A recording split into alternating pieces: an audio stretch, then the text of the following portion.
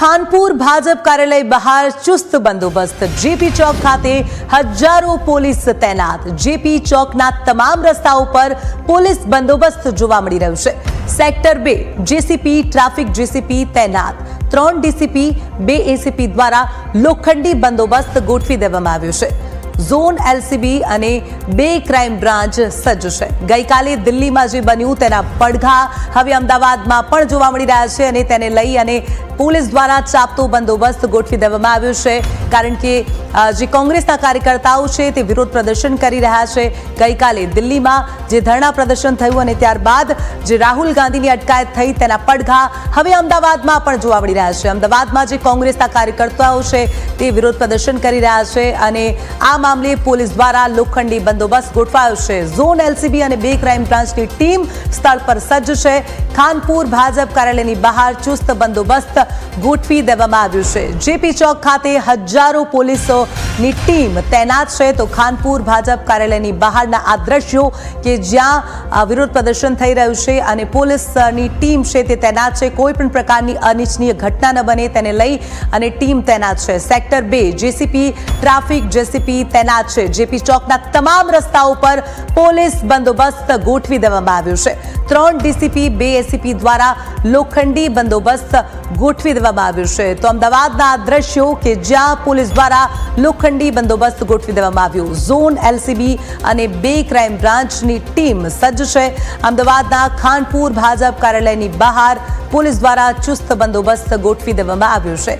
ઉલ્લેખનીય છે કે દિલ્હીમાં જે ગઈકાલે બન્યું તેના પડઘા હવે અમદાવાદમાં પણ જોવા મળી રહ્યા છે। દિલ્હીમાં કોંગ્રેસના નેતા રાહુલ ગાંધી અને સોનિયા ગાંધી દ્વારા ધરણા પ્રદર્શન કરવામાં આવ્યું હતું, વિરોધ કરવામાં આવ્યો હતો। નીટનું પેપર જે લીક થયું તેને લઈ અને તેમની માંગ છે કે શિક્ષણ મંત્રી ધર્મેન્દ્ર પ્રધાન રાજીનામું આપે, પોતાનું પદ છોડે।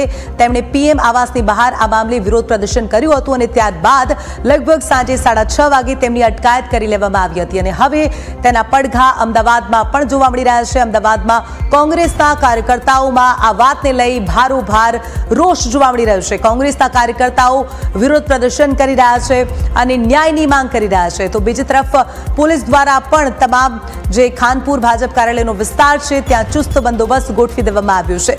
જેપી ચોક ખાતે હજારો પોલીસ તૈનાત છે। કોઈ પણ પ્રકારની અનિચ્છનીય ઘટના ન બને તેને લઈ અને પોલીસ ખડે પગે છે। જેપી ચોકના તમામ રસ્તાઓ પર પોલીસનો ચાપતો બંદોબસ્ત। ખાનપુરના દ્રશ્યો કે જ્યાં ખાનપુર ભાજપ કાર્યાલયની બહાર ચુસ્ત પોલીસ બંદોબસ્ત ગોઠવી દેવામાં આવ્યો છે।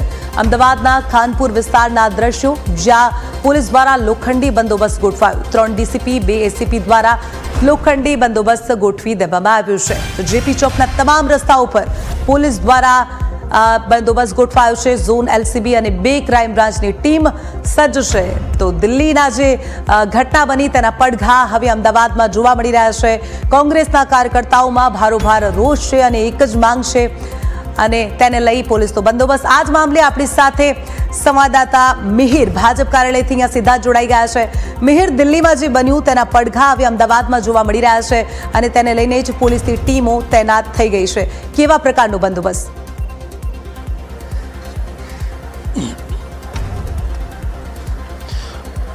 બિલકુલ જિંકલ, જે પ્રમાણે ગતરોજ દિલ્હીમાં પીએમ હાઉસની બહાર કોંગ્રેસના નેતા રાહુલ ગાંધી દ્વારા જે વિરોધ કરવામાં આવ્યો અને તેને જ લઈને હવે તેના પડઘા છે અમદાવાદમાં છે તે પડ્યા છે।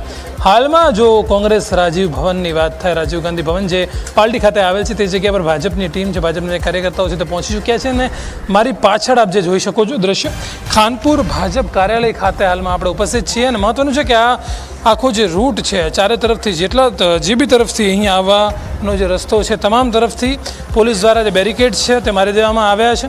મહત્વનું છે કે આખા જે સેક્ટર 2ની જેટલી પણ ટીમો છે તેને લગતા તમામ પીઆઈ એસીપી ડીસીપી અધિકારના સ્તરના જે અધિકારીઓ છે તે અહીં પહોંચ્યા છે। મહત્વનું છે કે અહીં કોઈ પણ પ્રકારની તકલીફ ઊભી ના થાય, કોઈ એવો હોબાળો ના થાય, કોઈ એવું ઘર્ષણ ઊભું ના થાય તે માટે પોલીસે છે તે અત્યારથી જ ચુસ્ત બંદોબસ્ત છે તે અહીંયા ગોઠવી પાડ્યો છે। કેટલા અધિકારીઓ અહીંયા આપને જોવા મળતા હશે ને આખો જ અત્યારે રૂટ છે તે સમગ્રપણે બંધ કરી દેવામાં આવ્યો છે. 2 વાગ્યાનો સમય છે તે એક મેસેજ સામે આવ્યો હતો. તેમાં 2 વાગ્યાનો સમય આપવામાં આવ્યો હતો કે કોંગ્રેસના જે યુથ કોંગ્રેસના જે કાર્યકર્તાઓ છે ને સાથે જ જે NSUAના કાર્યકર્તાઓ છે તે અહીં આવવાના છે અને જે વિરોધ પ્રદર્શન છે જે તે સમયે કરવાના છે. પરંતુ હાલમાં આપ જે પ્રમાણે દ્રશ્યો જુઓ છો, આખો જે વિસ્તાર છે તેને કોર્ડન કરી દેવામાં આવ્યો છે અને મહત્ત્વનું છે કે જે અધિકારીઓ છે તમામ અહીં હાલમાં ઉપસ્થિત છે. તમામ લોકો છે તે કોઈપણ પ્રકારની તકલીફ ના પડે, કોઈપણ પ્રકારનું ઘર્ષણ ના થાય તે માટે અહીંયા આખો વિસ્તાર છે તેને ચુસ્તપણે પોલીસ દ્વારા છે તે બંદોબસ્ત ગોઠવવામાં આવ્યો છે. તમને આગળના એન્ટ્રન્સના જે ગેટ છે તેના દ્રશ્યો બતાવવાનો પ્રયત્ન કરીશ કે કેવી રીતે આખો આ ગેટ છે તે જગ્યા પર પોલીસનો ચુસ્ત બંદોબસ્ત કરી દેવામાં આવ્યો છે. આપણી સાથે અહીંયા અધિકારી છે તે પણ મોજૂદ છે. સર, કેટલા વિસ્તારમાં અત્યારે આ સમગ્ર કોર્ડન કરવામાં આવ્યું છે, કેટલા અધિકારીઓ હાલમાં અહીંયા ઉપસ્થિત છે અને મહત્વનું કે ટીમ અહીંયા જ્યારે આવશે NSUAની કોંગ્રેસની તો ત્યારબાદ કેવી રીતની કાર્યવાહી છે તે પોલીસ કરશે? આમાં કાનૂન વ્યવસ્થાનું પ્રશ્ન પેદા નહીં થાય કારણે યોગ્ય પોલીસ બંદોબસ્ત રાખવામાં આવેલ છે. સાહેબ, કેટલા હાલમાં એ અધિકારીઓ અને કર્મચારીઓ પોલીસના છે તે અહીંયા ઉપસ્થિત છે? પૂરતી સંખ્યામાં પોલીસ ઉપસ્થિત છે.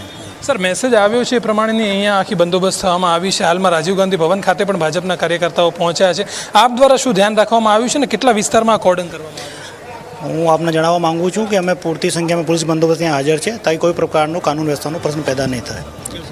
એટલે જે પ્રમાણે અહીં પોલીસ તરફથી એક જ મેસેજ આપવામાં આવ્યો છે કે કોઈ પણ પ્રકારનો લો એન્ડ ઓર્ડર જે કાનૂન વ્યવસ્થાનો પ્રશ્ન છે તે ઊભો નહીં થાય અને કોઈ તકલીફ છે તે નહીં પડે. કારણ કે જે પ્રમાણે આ આખો વિરોધ પ્રદર્શનનો એક મેસેજ છે જે વાયરલ થયો છે અને સાથે જ તે જે પ્રમાણે હાલમાં આખો રોડ રસ્તા છે તે બંધ કરવામાં આવ્યા છે અને જે પોલીસ છે તે ચુસ્તપણે હાલમાં ઉપસ્થિત છે કે જો કોઈ પણ પ્રકારનો કોઈ ખોટા ઈરાદાથી કોઈ પણ લોકો અહીં પહોંચશે અને કોઈ તકલીફ ઊભી કરવાનો પ્રયત્ન કરશે તો તેમને અટકાવવામાં આવશે. શાંતિપૂર્ણ રીતે જો કોઈ વિરોધ થતો હશે તેમાં પોલીસ છે તે કોઈને નડતરરૂપ નહીં થાય. પરંતુ જો કાયદો અને વ્યવસ્થાને છેડછાડ કરવાની જો વાત આવશે તો પોલીસ છે તે પછી આગળ પોતાની યોગ્ય કાર્યવાહી છે તે કરશે.